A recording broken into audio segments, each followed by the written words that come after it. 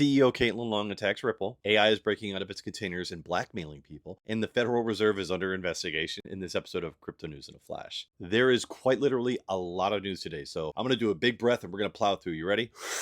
The SEC declares liquid staking activities are not securities. Charles Hoskinson launched Midnight, a private sidechain for Cardano. They are following in Ripple's footsteps, my guys, as well as an airdrop for the new Midnight sidechain token that they are referring to as a Glacier drop. The CFTC plans to allow spot trading on exchanges that are federally registered. The White House announces that it will track and investigate banks who attempt to debank and discriminate against crypto firms. Goldman Sachs believes that the Federal Reserve will drop interest rates in September. If anyone's seen my last video about the Fed with Positive Powell, I said the same thing. Coinbase and PayPal integrate to allow Canadian users to buy and sell crypto. South Korea launches institutional custody of XRP through BDAX, as well as 42 banks have colluded into stopping Ripple from getting a banking license. The clearing company Marex teams up with JP Morgan to create 24/7 blockchain settlements. First they attack it, then they adopt it, guys. And now for the top stories of the day. Scott Bessent calls for an internal review of the Federal Reserve and their operations. To be clear, I am calling for an internal review. He's doing this to look for any corruption of funding that is being used, claiming that their spending from 2004 to now has increased over 400%. How do you guys feel about this one? Is this a political maneuver, or do you think this investigation is like legit? Caitlin Long went full into dumb mode, claiming that XRP is an ICO and distributed in a similar way to an ICO. She also made all these other claims, like Ripple created XRP and controls XRP when XRP created Ripple, not the other way around. She also said XRP is centralized. It's absolutely not centralized. She also said XRP is a security, and once again, we have a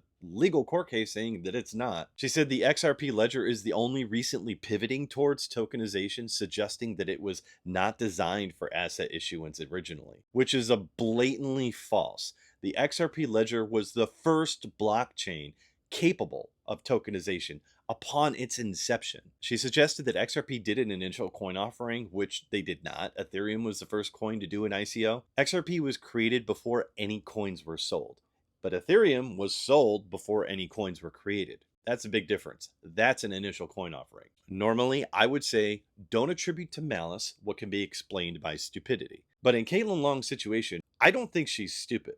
I think she's clearly lying and attacking XRP because they are making successful towards their path of getting a banking charter license, while her custody company is being denied. This is an A-class hater, my friends. A-class. AI uncontrollability is a problem. We have evidence now that we didn't have 2 years ago when we last spoke of what they call AI uncontrollability. So this is the stuff that they used to say existed only in sci-fi movies.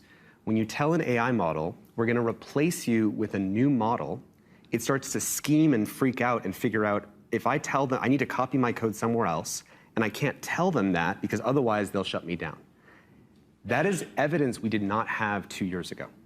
We have evidence now of AI models that when you tell them we're going to replace you, and you put them in a situation where they read the company email, the AI company email, they see that an executive is having an affair, and the AI will figure out, I need to figure out how to blackmail that person in order to keep myself alive.